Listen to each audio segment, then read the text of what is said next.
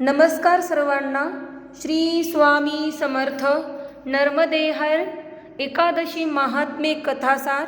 उत्पत्ती एकादशी कार्तिक कृष्ण पक्ष. जो मनुष्य एकादशीला उपवास करतो तो वैकुंठात जातो, जिथे साक्षात भगवान गरुडध्वज विराजमान आहेत. जो मनुष्य प्रत्येक एकादशीला महात्म्याचे पठण करतो त्याला 1000 गोदानाचे पुण्य लाभते. जे दिवसा किंवा रात्री भक्तिभावाने या महात्म्याचे श्रवण करतात ते निसंशय ब्रह्महत्या व इतर सर्व पापातून मुक्त होतात. एकादशी समान पापनाशक व्रत दुसरे कोणतेही नाही. तर एकादशीचे महात्म्य श्रवण करण्यापूर्वी थोडं प्रभूचं नामस्मरण करूया. ओम नमो भगवते वासुदेवाय. ओम नमो भगवते वासुदेवाय. ओम नमो भगवते वासुदेवाय. तर एकादशीचे जन्मकथन ऐकल्यानंतर धर्मराजाने श्रीकृष्णाची प्रार्थना करून विचारले की हे भगवन, कार्तिक कृष्ण पक्षातील एकादशी कोणत्या नावाने प्रसिद्ध आहे हे इतिहासासहित सांगा. धर्मराजाचा हा प्रश्न ऐकून श्रीकृष्ण म्हणाले की हे धर्मराजा, पूर्वी कीटक नावाच्या देशाची कर्णिका ही राजधानी होती. तेथे कर्णसेन नावाचा राजा धर्माला अनुसरून राज्य करत होता. तो न्यायाने वागत असे, प्रजेवर जुलूम करत नसे, प्रजेला असह्य करांच्या चक्रात घालून पिळून काढत नसे. न्यायाने जेवढा कर वसूल करावयाचा तेवढाच करत असे. त्या कराचा विनियोग प्रजेच्या रक्षणार्थ करत असे. प्रजेवर येणाऱ्या संकटाचा व दुःखाचा परिहार करण्याकरिता नेहमी जागृत असे. इतकेही करून जर एखादे वेळी प्रजेवर संकट आले तर ते निवारण करण्याकरिता स्वतःच्या सुखदुःखाकडे काय पण प्राणाकडे सुद्धा न पाहता अंतःकरणपूर्वक झटत असे. एकंदरीत प्रजेच्या सुखाकरिता व उत्कर्षाकरिता जे जे करावयाचे असते ते करण्याला तो नेहमी तयार असे. त्याचप्रमाणे त्याची प्रजाही धर्मालाच अनुसरून वागत असे. ब्राह्मण, क्षत्रिय, वैश्य व शूद्र या चारी वर्णांनी युक्त असलेली प्रजा एकमेकांशी आनंदाने धर्मानुसार व्यवहार करून सुखात नांदत होती. आणि त्यांचा कृपाप्रसाद, देवावर भक्ती, संत सज्जनावर निष्ठा व स्वकर्तव्याचे प्रेमयुक्त आचरण ही त्रयी त्या सुखाचा प्राण होती. एकंदरीत राजा व प्रजा धर्मानुसार वागत असल्यामुळे ती कर्णिका नगरी नव्हे तर तो सर्व कीटक देश सुखी होता. पण त्या कर्णिका नगरीत सुदामा नावाचा एक ब्राह्मण दारिद्र्यामुळे दुःखी होता. जरी तो 18 दारिद्र्याने गाजला होता तरी त्याच्या हातून धर्मबाह्य वर्तन बिलकुल होत नसे. त्याला सुव्रता नावाची एक बायको होती. ती महान पतिव्रता होती. दारिद्र्यामुळे त्या नवरा बायकोला खावयास पोटभर सुद्धा अन्न मिळत नसे.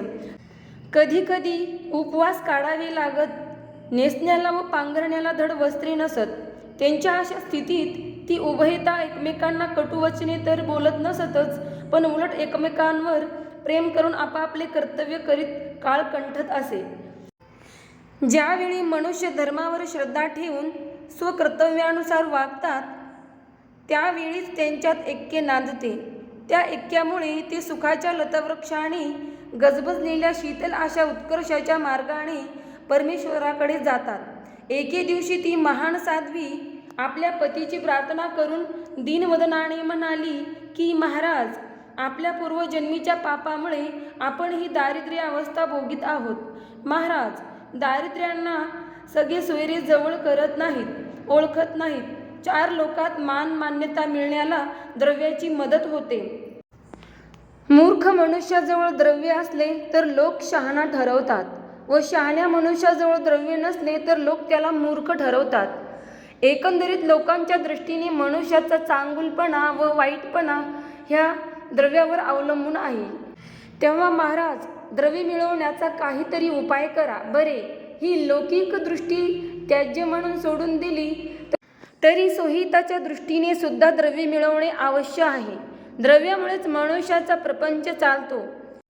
त्या प्रपंचाच्या साह्याने मनुष्याला पुण्यमार्ग आक्रमण करिता येतो.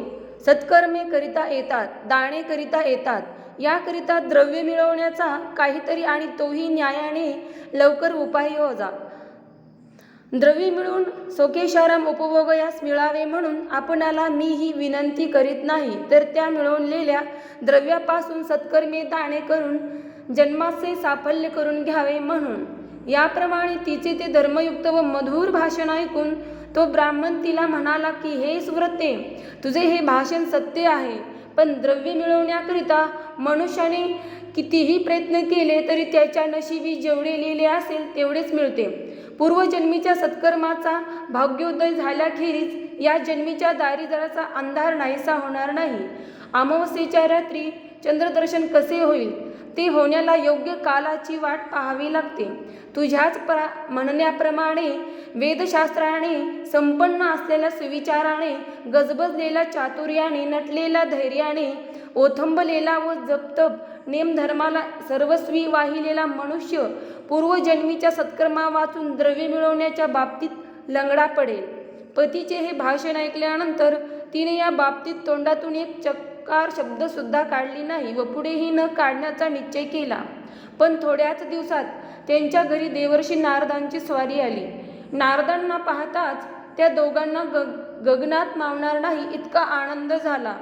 त्यांनी आपल्या सामर्थ्याप्रमाणे नारदाचा योग्य सत्कार करून साष्टांग नमस्कार घातला आणि म्हणाले की, महाराज, आपले पवित्र चरण आमच्या घराला लागल्यामुळे आम्ही धन्य झालो. आमच्या जन्माचे साफल्य झाले. महाराज, संतांचे दर्शन झाल्याबरोबर त्रिताप नाहीसे होतात. आता आमच्यावर कृपा करा. आम्ही दारिद्र्याने अत्यंत पीडलो आहोत, तेव्हा ते नाहीसे होण्याला आम्ही कोणता उपाय योजवा ते सांगा.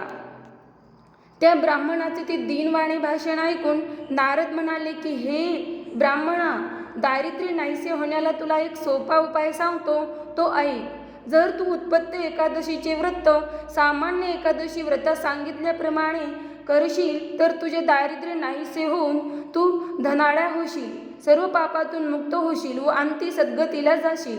याप्रमाणे नारद त्या ब्राह्मणाला उपाय सांगून निघून गेले. पुढे त्या सुदामा ब्राह्मणाने व त्याच्या सुव्रता पत्नीने उत्पत्ती एकादशीचे व्रत यथाविधी केले. तेव्हा त्यांना अलोट संपत्ती मिळाली व त्या संपत्तीच्या साह्याने त्यांनी अनेक पुण्यकर्मे केली, दाने केली व अंतिवैकुंठाला गेले. जे कोणी हे उत्पत्ती एकादशीचे व्रत करतील व महात्म्य ऐकतील ते पुण्यवान होऊन अंती सद्गतीला जातील.